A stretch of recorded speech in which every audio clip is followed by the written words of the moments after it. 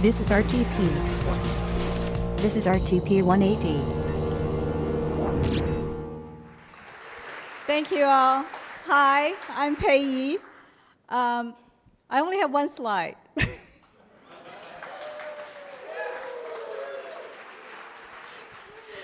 And I did this kind of by accident, but I have to be honest, my eyes are dilated. So I'm so glad I only have one slide. I can't really see too far. So I did have Chi-Chi with the note. And Chip sent a wonderful stage for this topic, which is mosquitoes and its associated diseases. And certainly is one of the health impact area in the, I guess, the wheel of fortune of the CDC slide that Chip set up. And we certainly experienced very recently of mosquito diseases. And I'll get into that a little bit. And in our shop, we actually have a ecosystem services program, and that touched upon environment and health. And we also work fairly closely with environmental justice communities, and however you want to define the environmental justice, I think the most important thing is, and in average, and they are resource strapped. So we work very closely with them, and one of the topics as we work with them is on how do we really utilize the scientific information to provide helpful knowledge so the locals can use that information to address some issues. And in this case, we're specifically focusing on mosquito and mosquito control. And I have a tendency of basically ask my audiences a question. Do you know how many species that a mosquito species is in this world? Can I get a number? Close. It's a little bit over 3,000 species.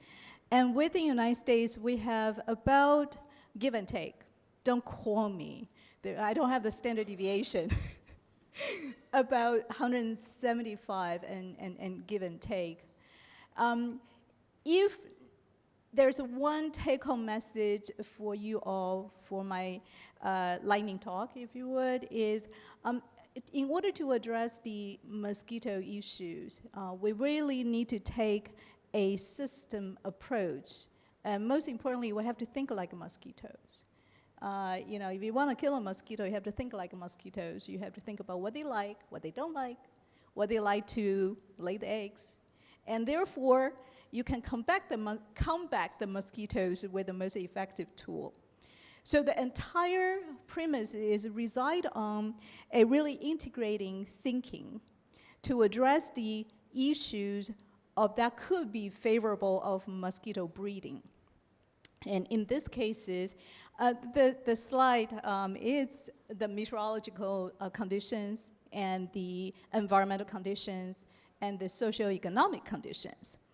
And I'll get into that promptly. So, in the last, most recent years of the United States, there are a number of mosquito-borne diseases took place. Malaria, encephalitis, dengue, chikungunya, Zika. Now, how many people actually know chikungunya? Woohoo! We have a few here. All right, fantastic. Why is that important? Because we recognize that Zika got a lot of attention in 2016, not only worldwide, but certainly happened in locally transmitted Zika cases in the United States. But chikungunya, as well as dengue, have been happening for many years in the United States. And they're all neurally damaging. And they're transmitted by the same mosquito species. Anyone knows what that species is? Yes, Aedes and Aedes aegypti and Aedes albopictus. Aedes albopictus is worldly accepted as a competent mosquito species, and we are still confirming it, but definitely Aedes aegypti and Aedes albopictus. And why do I mention that? Is because those, in order to address the Aedes aegypti and Aedes albopictus issues and its associated diseases, we need to take a look at what are the factors that really basically favor their breeding. And their study, let's start with the weather. And their study shows, CDC has shown, that a short-term weather conditions worldwide has the likelihood of positively correlate with the dengue incident cases. And the study in 2012 in Arizona actually showed the Aedes aegypti likes trees, but specifically, they like medium height trees. Really picky, you know. I'll tell you the lifestyle there. What is the definition of median is between 3.3 meter-ish to 9 meter-ish trees. And also, they don't really like bare ground. And the reason we need to know that is because when we look at the overall risk of breeding a mosquito, we must take the combined approaches to understand them so we can kill them. Let's be frank.